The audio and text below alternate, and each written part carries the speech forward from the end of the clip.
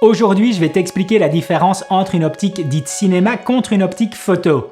Je vais regarder avec toi les avantages mais aussi les inconvénients que cela apporte. C'est parti! Avant de commencer la vidéo, laisse-moi te rappeler que les optiques ciné ne sont pas inaccessibles. Même si le prix de certaines optiques ciné peuvent se chiffrer à plus de 5 000 €, elles ne sont pas forcément destinées à être achetées mais bien souvent à être louées. Me concernant, je ne détiens qu'une seule véritable optique ayant réellement des caractéristiques ciné avec le zoom ciné de Tokina 1120. Les autres modèles que tu verras dans cette vidéo sont en prêt de la part de Canon et Fujifilm. Tout comme en photo, les optiques ciné existent en plusieurs montres pour différentes tailles de capteurs et avec des prix pouvant commencer à 300 € jusqu'à 50 000 €. La première chose qui te vient à l'esprit en voyant celle-ci pour la première fois, c'est l'ergonomie.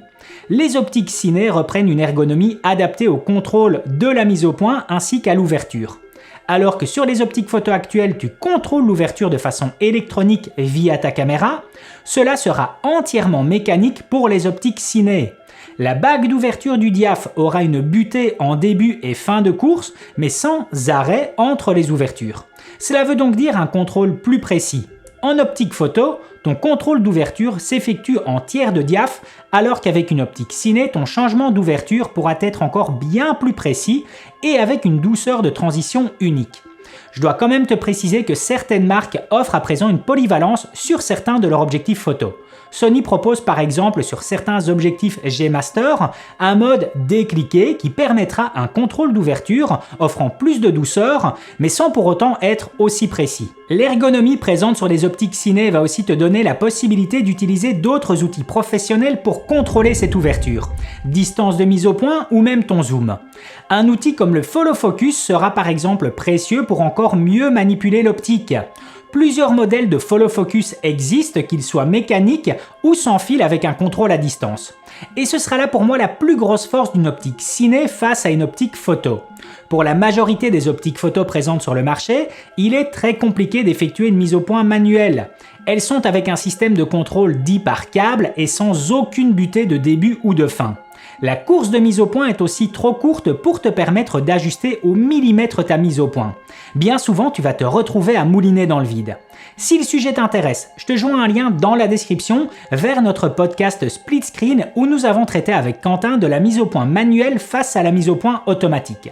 Pour revenir aux optiques ciné, tu auras une course bien plus longue avec un marquage métrique te permettant un contrôle manuel précis. Tu deviens donc le maître absolu sur ta machine. Sur les optiques ciné, cette course de mise au point varie généralement entre 200 à 300 degrés de rotation contre généralement 25 degrés sur une optique photo. Toujours par rapport au changement de point, une véritable optique ciné aura bien souvent moins de respiration qu'une optique photo. La respiration d'une optique signifie son changement de cadre, augmentant ou diminuant celui-ci durant ton changement de point. J'attire ton attention que cette spécificité technique n'est présente que sur les véritables optiques ciné, affichant un prix souvent supérieur à 2 000 €. Toujours par rapport à la mise au point, une optique zoom ciné pourra être aussi parfocale. Cela veut dire que ton point restera net durant tout ton zoom. Une fonctionnalité vraiment pratique, surtout en tournage de type documentaire. De nouveau, cette spécification a un prix et n'est pas forcément présente, et ce même sur des zooms ciné à plus de 5 000 €. Concernant l'ouverture de l'optique ciné, tu verras que celle-ci intègre bien souvent plus de lamelles qu'une optique photo. Sur les optiques ciné de Canon, on retrouve jusqu'à 11 lamelles, alors que cela s'arrête bien souvent à 9 voire 10 au maximum sur leur optique photo dernière génération. Cela aura comme impact d'avoir un bokeh plus rond et uniforme. Par rapport à l'uniformisation, tu pourras aussi noter que les optiques ciné sont souvent similaires sur la fabrication. Que ce soit sur la série d'optiques fixes Canon ou Zoom Fujifilm, tu obtiens une qualité optique identique entre elles et surtout avec des dimensions similaires te permettant un changement plus rapide sur les accessoires. Ta taille de matbox ou de filtre sera identique sur ta série, comme la position de ton follow focus. L'autre énorme avantage des optiques ciné sera sur le système de quantification pour l'ouverture. Alors qu'on utiliserait une appellation F pour les objectifs photo comme f2.8, f4 et ainsi de suite, on utilisera une appellation en T comme T2.9, T4 et ainsi de suite pour les optiques ciné. Sans trop rentrer dans la technique, tu dois comprendre que la quantification en F est un ratio entre le diamètre de l'ouverture de l'optique ainsi que la longueur de sa focale. Cela veut donc dire qu'une ouverture f1.4 ne sera techniquement pas identique sur un 16 mm par rapport à un 85 mm. Pour un tournage en studio, cela veut dire que la luminosité dans ton cadre pourra changer suivant la longueur de focale utilisée. En tout cas, si tu utilises des optiques photo, pas super pratique. Par contre, la quantification en T se base sur un rapport de lumière transmise à ton capteur.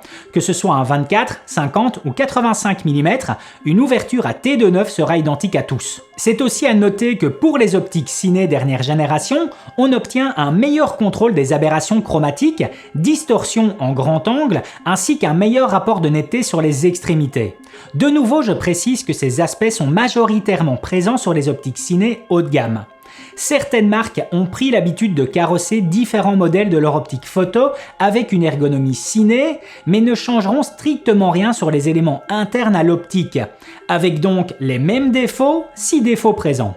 D'ailleurs, tu dois aussi prendre en compte que cette ergonomie est plus lourde et plus encombrante que ce soit pour toi durant ton tournage ou durant tout simplement le transport. D'un point de vue financier, et comme je te le disais en début de vidéo, les prix peuvent commencer à partir de 300 € jusqu'à plus de 50 000 €, voire même tout simplement impayables. Des marques comme Panavision ou Leica disposent d'optiques uniquement présentes à la location et dont il te sera impossible de devenir le propriétaire, aussi large soit ton porte-monnaie. Pour te donner un meilleur rapport, je vais quand même te dire que la moyenne se situe dans les 4 voire 5 000 € pour des modèles comme les Canon CNE ou Fujinon MK.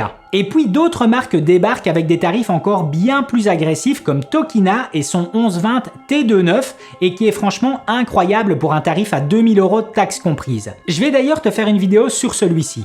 Ces prix sont souvent justifiés par le contrôle qualité effectué en amont avec une vérification chirurgicale sur la constance du verre utilisé, le revêtement ainsi que la durabilité de l'optique et ses possibilités de maintenance. Si l'aspect technique t'intéresse encore plus, laisse-moi te donner un conseil.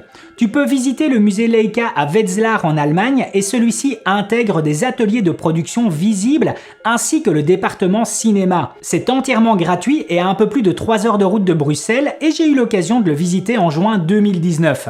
Je t'ai d'ailleurs partagé cette visite à travers une vidéo sur la chaîne et c'est présent en lien dans la description. Dernier point avant de clôturer le sujet et qui te poussera peut-être un peu plus dans la location plutôt que l'acquisition. Je trouve qu'il est encore plus compliqué d'utiliser une optique ciné en photo plutôt qu'utiliser une optique photo en vidéo.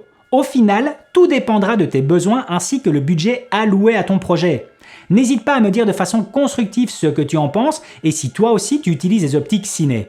Voilà, c'en est fini pour aujourd'hui. Si la vidéo t'a plu, n'hésite pas à mettre un gros pouce bleu, ça me fait super plaisir. Et puis à t'abonner pour être tenu au courant des prochaines sorties. À plus!